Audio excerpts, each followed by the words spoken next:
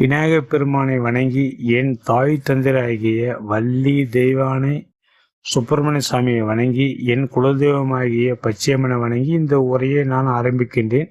நான் பேசப்போகும் தலைப்பு யோகங்கள்.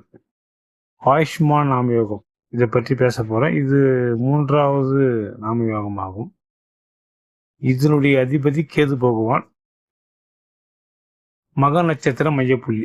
மக நட்சத்திரம் தான் ஆயுஷ்மான் நாம யோகத்துக்கு உண்டான மையப்புள்ளி, யோகத்தை தர நட்சத்திரம். இது சிம்மராசி மண்டலத்தில் உள்ளது. அவியோகி ராகு பகவான் வருவார். சதய நட்சத்திரம் தான் அவியோகி. உங்கள் லக்னத்தில் கேது பகவான் எங்கே இருக்கின்றோ அந்த வீட்டின் வழியாக இந்த சாயா கிரகங்கள் எந்தெந்த வீட்டில் இருக்கிறாரோ அந்த வீட்டு அதிபதி போல செயல்படுவார். மேஷத்தில் இருந்தால் செவ்வாய் போல செயல்படுவார். ஏன்னா ராகு கேதுக்களுக்கு வீடு கிடையாது. எந்த வீட்டில் அமர்கின்றாரோ அந்த வீட்டில் அதிபதி போல செயல்படுவார். கேதுதான் உங்களுக்கு யோகத்தை கொடுக்கும் கடமைப்பட்டவர். இவரை நம்ம பலப்படுத்த வேண்டும். யோகாதிபதியை நம்ம அந்த மையப்புள்ளியை நம்ம இந்த தர்மங்கள், மக நட்சத்திரம்னா என்ன, அதனுடைய தன்மைகள், இதனுடைய வழிபாட்டு முறைகள். சரி, மக நட்சத்திரத்தில் ஆயுஷ்மான் நாம யோகத்தில் பிறந்தவர்கள் இவர்கள் இது சுபமா ஒரு நல்ல ஒரு நாம யோகம், சுபமான நாம யோகம். நாணம் மார்க்கம். இவர்களுக்கு கொஞ்சம் நாணம் முன்கூட்டி வருவதை அறிபவர்கள். மருத்துவர்கள். இந்த ராமகத்தில் பிறந்தவர்கள் நிறைய டாக்டர். ஆன்மீகம் அதிக ஈடுபாடுகள் உள்ளவர்கள். ஆன்மீக தொடர்பு உண்டு. பிரபஞ்ச ஆற்றல் உண்டு இவங்களுக்கு கண்டிப்பா. இரண்டாவது அதுமே ஆப்போசிட் இருக்குல்ல. இந்த ஆயுஷ்மான் நாமகத்தில் பிறந்தவர்களுக்கு மறைமுகமாக அவங்களுடைய வம்சாவழியில் கரும தோஷம் இருக்கும். மெயினா மக நட்சத்திரம் பித்துருக்கள். அது அந்த மக நட்சத்திரத்தை நம்ம பார்ப்போம். ரெண்டே விஷயம் தான். மக நட்சத்திரத்தை எப்படி, அதனுடைய தன்மைகள் எப்படி, இதுக்கு நம்ம அவியோகி எப்படி மட்டுப்படுத்துவது, இதுக்கு உண்டான தர்மங்கள் தான் எப்படி நம்ம செய்து நம்மளுடைய இந்த கேது பகவானை எப்படி நம்ம வலுப்படுத்துவது, இதுல மையப்புள்ளி இந்த மக நட்சத்திரத்தை எப்படி நம்ம அறிந்து இந்த யோகாதிபதியை வலுப்படுத்துவது, நம்ம சங்கதிகளுக்கு எப்படி இந்த பாவக்கர்மாவை நம்ம செய்வது என்றது பார்ப்போம். மக நட்சத்திரம் என்பது முன்னோர்களை குறிக்கும், பித்திருக்களை குறிக்கும். மறைமுகமாக நம்ம கர்மா இருக்கும்.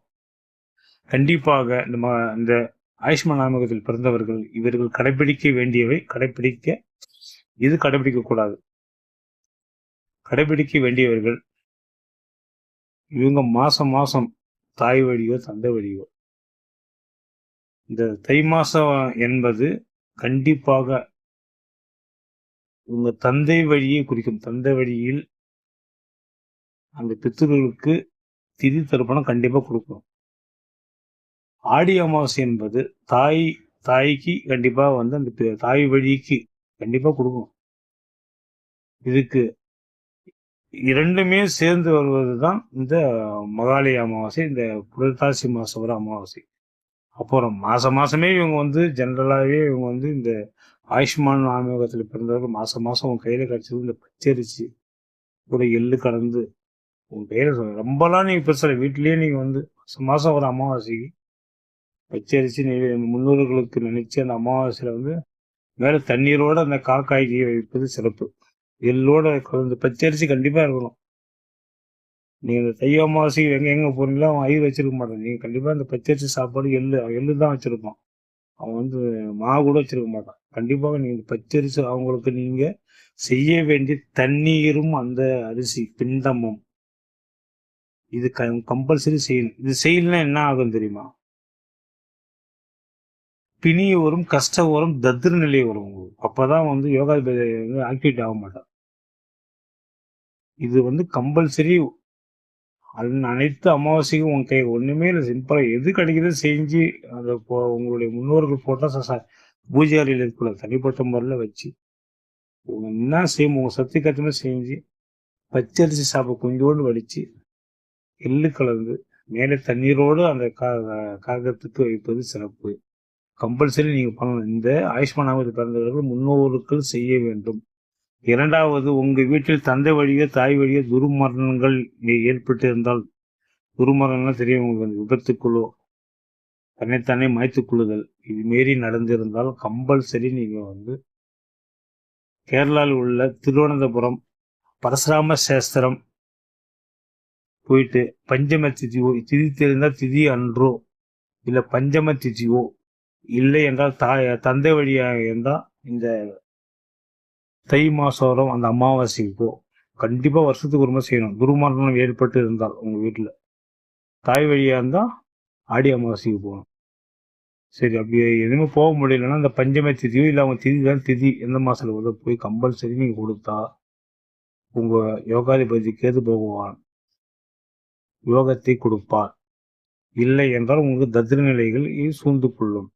கண்டிப்பாக நீங்கள் கடைபிடிக்க வேண்டிய இது உங்கள் முன்னோர்களுக்கு செய்ய வேண்டிய கம்பல் நீங்கள் கட்டாயமாக செய்ய வேணும். உங்கள் சங்கதிகளுக்கு நல்லது. இது கம்பல்சரி நீங்கள் பார்த்துங்க. வீட்டில் வந்து நீங்கள் எல்லா மாதமே கும்பிடணும். ரொம்பலாம் நீங்கள் வந்து பெருசாக செலவு பண்ணணும். உங்கள் கையில் என்ன வருமானத்துக்கு ஏற்ற மாதிரி சிம்பிளாக செஞ்சு ஆனால் பச்சை அரிசி இந்த கருப்பு எள்ளு கம்பல்சரி மேலே மொட்டை மாலை ஏதோ இடம் காக்காய் சாப்பிட்ற மாரி பார்த்துங்க. இரண்டாவது, இதனுடைய விருட்சகம் வந்து ஆலமரம் வருகிறது. ஆலமரத்துக்கு நீங்கள் தண்ணி வந்து ஊற்றுவது நல்லது. உங்கள் முன்னோர்கள் நினைச்சு நீங்கள் வந்து டெய்லி ஊற்றுனா பக்கத்தில் நல்லது. ரொம்ப மரம் விருட்சகம் என்பது சாதாரணமாக எடுத்துக்காதீங்க. ஆலமரத்துக்கு தண்ணி ஊற்றுவது உங்களை பாவத்தை குறைக்கும். இது சிறப்பு. அப்படி இல்லைன்னா இந்த மக நட்சத்திரமோ இல்லை கேது போக எந்த சாதத்துக்கோ அன்றைக்கி ஊற்றலாம். இந்த உங்களுக்கு அதிர்ஷ்டமான தெய்வம் சந்திர பகவான் ஒருவர். இது இதனுடைய மக நட்சத்திரத்துக்கு அதி தேவதை சந்திர பகவான். இரண்டாவது அதி தெய்வம் விநாயகப் பெருமான். அதிர்ஷ்ட தெய்வம் விநாயகப் பெருமான். கேது என்றாலே விநாயகப் பெருமான் என்று. மலர்கள் மல்லிகை. விநாயகப் பெருமானுக்கோ இல்லை சந்திர பகவானுக்கோ இல்லை சூரிய பகவான் கூட இந்த செம்பு வீட்டில் இருப்பார். சூரிய பகவானும் ஒரு அதிர்ஷ்ட தெய்வமாக தான் வருவார். விநாயகப் பெருமான் கேது என்றாலே விநாயகப் பெருமான். ஒரு மல்லிகை பூ, ஒரு திங்கக்கிழமான ஒரு மல்லிகை பூ, இல்லை இந்த ஆயுஷ்மான் நாமத்தில் ஒரு மல்லிகை பூ வச்சு ஒரு தண்ணி ஒரு விநாயகர் அருகம்புல்லை வச்சு வணங்குவது சிறப்பு.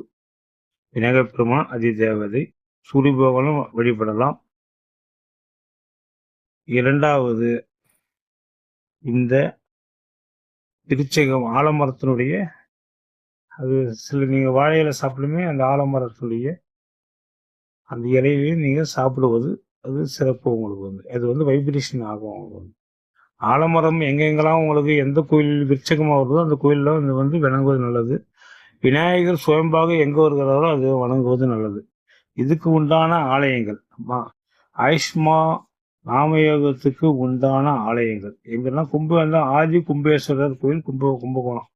வருஷத்துக்கு ஒரு முறையாவது அந்த மக நட்சத்திரம் வருதுல அன்னைக்கு போயிட்டு கும்பேஸ்வரர் தீர்த்தம் அங்கே வந்து இந்த குளம் இருக்குது, ஆதி குளம். அது வந்து சாதாரண விஷயம். நம்ம அந்த முன்னோர்கள் செய்த பாவங்கள் 12 ஆண்டுக்கு ஒரு முறை வரும் மகா கும்பேஸ்வரம். அதை விட்டுங்க, எல்லாம் இன்னைக்கு மக நட்சத்திரம் அன்றோ அந்த குளத்துல போய் நீராடி வருஷத்துக்கு ஒரு முறை அதை பயன்படுத்துங்க. அது வந்து 12 குளங்கள் சேர்ந்தது. 12 குளம் எழுதி மகா குட்டி 12 வரிசையா சொல்லலாம். சக்கரை தீர்த்தம் எல்லாம் சேர்ந்தது தான் அதனுடைய அம்சம். அங்கே போய் அந்த மக நட்சத்திரம் வர அன்னைக்கு நீங்கள் அதை நீராடி அந்த கும்பேஸ்வரர் சுயம்பலிங்கம் மணலால் ஆளப்படுவார்கள். இது வந்து ஆதி கும்பேஸ்வரர் சுயம்பலிங்கம். அவரை ஒரு அர்ச்சனை செய்து ஒரு நெய் தீபம் ஏற்றி வணங்குவது சிறப்பு. இது உங்களுக்கு அதிர்ஷ்டமான ஒரு கோயில் கும்பேஸ்வரர். இரண்டாவது இன்னொரு கோயில் சொல்றேன். திண்டிவனத்துக்கும் செஞ்சிக்கு நடுவிலே தீவனூர் என்ற ஊர் இருக்கிறது. இங்கே வந்து விநாயகப் பெருமான் சுயம்பாங்க. தீவனூர்லேயே வந்து விநாயகப் பெருமான் சுயம்பலிங்கமாக சுயம்பு விநாயகராக இருக்கின்றார். அதனுடைய தலைவிரிச்சிக்கும் ஆலமரம். மும்மூர்த்திகள் என்று அதிசயம். அந்த ஆலமரம் விடுதே இருக்காது. மும்மூர்த்தி எப்படி இருப்பாங்க அது போல் காட்சி அளிக்கிறது. அது சுயம்பு விநாயகர். இந்த ஆலயத்துக்கு சென்று ஒரு நெய் தீபம் விட்டு வணங்குவது உங்களை இந்த யோகாதிபதியை வளப்படுத்தும். ரெண்டே விஷயம், உங்க பித்ருக்களுக்கு கடமை கண்டிப்பா செய்யுங்க.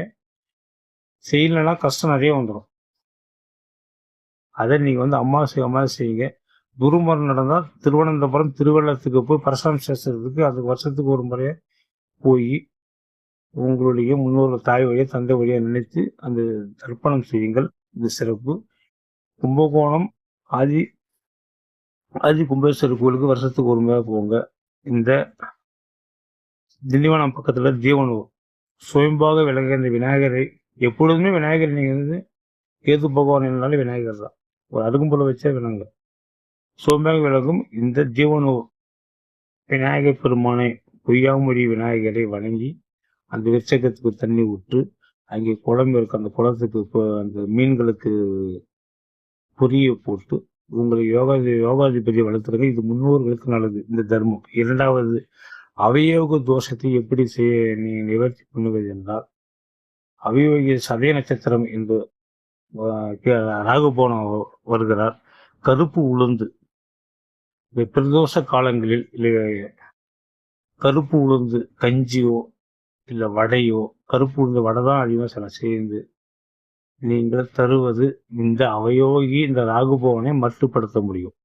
அந்த அவயோகத்தை இப்ப நடப்பு திசையில யார் யாருக்கெல்லாம் இந்த ஆயுஷ்மான் நாமகத்தில் பிறந்து ராகு பகவான் அவயோகி திசையோ இல்லை அவயோக வீட்டிலிருந்து ஒரு திசை நடத்தினா வந்து கொடுக்குற மாதிரி கொடுத்து இருக்கத்தெல்லாம் பிடிக்கணும் போயிடும். அது சரி, ராகு பகவான் பிரம்மாண்டமா இந்த அவயோக தோஷத்தை நிவர்த்தி தான் இந்த கருப்பு உளுந்து தானங்கள். இந்த முதியோர்கள் வயசானவர்கள், ஏன்னா வந்து ராகு என்றாலே தந்தை வழி வயதானவர்கள் தான் அவங்க வந்து குறிக்கும். கேது என்பது தாய் வழி உறவுகள். அதுமாரி வந்து இந்த வயதானவர்கள் ஆண்கள் உள்ள இந்த ஒரு முதியோர் இல்லத்துக்கு இந்த கருப்பு உளுந்து நீங்க தானமா கொடுத்தீங்கன்னா அது அவங்க செஞ்சு கொடுப்பாங்க. இந்த தோஷத்தை மட்டுப்படுத்தும். இல்லை இந்த பிரதோஷம் வரும் காலங்களில் அந்த கருப்பு உளுந்து வடையா செய்து இல்லை கஞ்சியா செஞ்சு வரவங்களுக்கு கொடுத்தனா ராகு பகவான் கட்டுப்படுவார். இன்னொரு வழிபாட்டு முறைகள், இந்த சிவன் ஆலயங்களில் ஒரு தேங்காய் உடைச்சி நிகரை கீழே ஊற்றி விட்டு கருப்பு உளுந்தை பரப்பி அது மேல தேங்காய் வச்சு ஒரு தீபம் கூட போடலாம். இந்த கருப்பு உளுந்து தானம் பண்ணுவது சிறப்பு. அதே போட்டோன்னா தானம் தான் மெயின். இது வந்து ஒரு 50 பேர் வாயில போய் இல்லாத இருக்கிறோம். ஒரு பசி தான். தண்ணீரோடு நீ கொடுப்பது கஞ்சி, இந்த கருப்பு உளுந்து கஞ்சி நீங்க கொடுப்பது அது அவ்வளவு சிறப்பு. அதுமாரி இந்த வந்து கருப்பு திராட்சை அது கூட நீங்க வந்து இந்த முதியோர் இல்லத்துக்கு தரலாம். ஏன்னா வருஷம் அவங்க எப்பவோ தவிர பாயாசம் தான் பண்ணி கொடுப்பாங்க. ஏன்னா சதயம் என்பது காஞ்சி திராட்சை குறிக்கும். அதேமாரி நீங்க இந்த கருப்பு வடை உளுந்துல இந்த வடை செய்து 100 பேருக்கு, ஏன்னா சதயம் என்பது 100 முதியோர்களுக்கு நீங்களே கூட செஞ்சு 100 பேருக்கு கொடுத்தா அந்த தோஷம் மட்டுப்படும். இதுமாரி செய்து வரதா தர்மம் தான் செய்யுது. அதேமாரி இந்த வியாதி ஒரு அன்றோ இல்லை தமிழ் மாசம் போறது அன்றோ இல்லை இந்த வைத்திரி தினாபயோகம் அன்றோ அந்த அமாவாசை அன்னைக்கோ கருப்பு கஞ்சியோ இல்லை சாப்பாடோட ஒரு வடை வச்சு தண்ணீரோட நீங்க ஒருவருக்கேனும் கொடுத்தா கூட இது அது மட்டும் அவியோக தோஷம் மட்டும் இல்லை, பல தோஷத்தையும் மட்டுப்படுத்தும். தர்மம் ஒருவருக்கு ஒரு மாசத்துக்கு ஒரு 2 பேரும் கொடுங்க, அதுவே உங்களுக்கு மன திருப்தி ஆகிடும். சாப்பாடு தான் மெயின். நீங்க வருமானத்துக்கு ஏற்ற மாதிரி தர்மம் செய்வது நல்லது. சரி நண்பர்களே, அடுத்த யோகத்தை பற்றி பார்க்கலாம். நான் சொல்லியிருந்தேன் எப்படி இந்த வழிபாட்டு முறைகள். அதான் அந்த மகம் என்பது என்ன, முன்னோர்களை குறிக்கும். கண்டிப்பாக நீங்க அதனுடைய அவங்களுக்கு உண்டான அந்த கரும காரியத்தை மாசம் ஒரு அமாவாசை கண்டிப்பா தரணும் மக நட்சத்திரத்துல. இரண்டாவது, இந்த ஆயுஷ்மான் நாம யோகம் பவகரணமும் சேர்ந்து பிறந்துட்டான பவகரணமாகி ஆயுஷ்மான் நாம யோகமாக இருந்தாங்கன்னா முழுக்க ஆன்மீகத்தில் போயிடும். இவங்க தான் ஆயுஷ்மான் பவ. இவங்க வந்து முடிஞ்சோட கல்யாணம் பண்ணிக்க பண்ணா கூட அந்த விருப்பம் இருக்காது அவங்களுக்கு. அவங்க கட்டாயப்பட்டு கல்யாணம் பண்ணி வச்சா கூட அந்த இல்லற வாழ்க்கையில் அவங்க வந்து இந்த ஆன்மீக வாழ்க்கை. அதே மாதிரி ஆயுஷ்மான் ஆன்மீகத்தில் பார்த்தா பெரிய மருத்துவர்கள் அரசியல் பெரிய ஆளாக இருப்பாங்க. நானும் அரசாங்க உதவி இந்த யோகாதிபதி நம்ம இது பண்ணோம்னா அவங்க வந்து ஒரு பதவி உயர்வு மேலும் மேலும் வளர்ச்சி அடைவார்கள். அவங்களுக்கு ஆயில் கட்டி ஆயுஷ்மான் நாம யோகம் பவகரணம் போடுறாங்கன்னா அவங்க தான் வந்து ஆயுஷ்மான பவ. அவங்கள வந்து நம்ம வந்து பெரிய விஷயம் தான். அது ஆன்மீகத்தை அவங்க வந்து வழிவகுத்து விடும். இந்த நம்ம காஞ்சி பெரியவர் ஆயுஷ்மான பவன் தான். ஆயுஷ்மான நாம யோகத்திலையும் பவகரணத்திலையும் பிறந்தார். இவங்கள தான் கால கழுவி நம்ம வந்து இது பண்ணலாம். அவங்கள வந்து இந்த ரெண்டுமே சேர்ந்து ஒருவர் பிறக்க என்றால் அவங்கள வந்து நம்ம ஆசீர்வாதம் பண்ணால் அவங்க சொல் வாக்கு பலிக்கும், சொல் சிறப்பாகும். சரி நண்பர்களே, இந்த ஆயுஷ்மான் நாமயோகத்தில் பிறந்தவர்கள் இந்த முன்னோர்கள் செய்ய வேண்டியது செய்யுங்கள். இந்த விருச்சகத்துக்கு தண்ணி ஊற்றுங்க. ஆலயங்களுக்கு விநாயகரை வழிபடுங்கள். விநாயகரை சிம்பிளா ஒரு அடுக்கு முடிச்சு வழிபடுங்கள். சிவனை பிரதோஷ காலத்தில் கும்பகோணம் ஆதி கும்பேஸ்வரர் வருஷத்துக்கு ஒரு முறையாவது வழிபடுங்கள். இது உங்களை சிறப்பை தரும், உங்களுடைய வளர்ச்சியை தரும், உங்க சங்கதிகளுக்கு நல்லது. இது அனைத்துக்கும் உங்களை வந்து உங்க முன்னேற்றத்துக்கு நல்லதே உதவிடும். சரி நண்பர்களே, மேலும் இந்த யோகாதிபதி கர்ணாதிபதி சில கர்ம நட்சத்திரமோ முடைக்குறியோ அவயோக வீட்டிலையோ இல்லை வைநாசில மாட்டியிருந்தால் சில பேருக்கு தெரியாது, என்ன நாமயோகத்தை பிறந்தே தெரியாது. இந்த ஸ்கிரீன் தெரிய நம்பருக்கு ஒரு 300 ஜிபே பண்ணிட்டு உங்களுடைய ஜாதகத்தை பெயர், பிறந்த ஊர், பிறந்த நேரம் அப்படி அனுப்பிச்சுன்னா நாங்கள் எழுதி உங்கள் அட்ரஸ் எனக்கு அந்த வாட்ஸ்அப் நம்பருக்கு இந்த நம்பருக்கு அனுப்பிச்சிட்டிங்கன்னா உங்களுக்கு எழுதி அனுப்பப்படும். யோகாதிபதியோ கர்ணாதிபதியோ உங்களுக்கு தெரியலையோ இல்லை அவங்களுக்கு உண்டான ஆலயங்களுக்கு சென்று வந்தால் யோகாதிபதி கைகள் கட்டப்பட்டு கர்ணாதிபதி வந்து கட்டப்பட்டு இருந்தால் கருமன் சேர்த்துலையோ ஏதோ இதில் முடக்கலையோ அவங்களுக்கு நாங்கள் சொல்கிற ஆலயத்துக்கு சென்று வந்து நீங்கள் வந்து வழிபட்டால் கண்டிப்பாக உங்களுக்கு வந்து யோகாதிபதி பலம் பெறுவார், கர்ணாதிபதி பலம் பெறுவார். சரி நண்பர்களே, அடுத்த யோகத்தை பற்றி பார்க்கலாம்.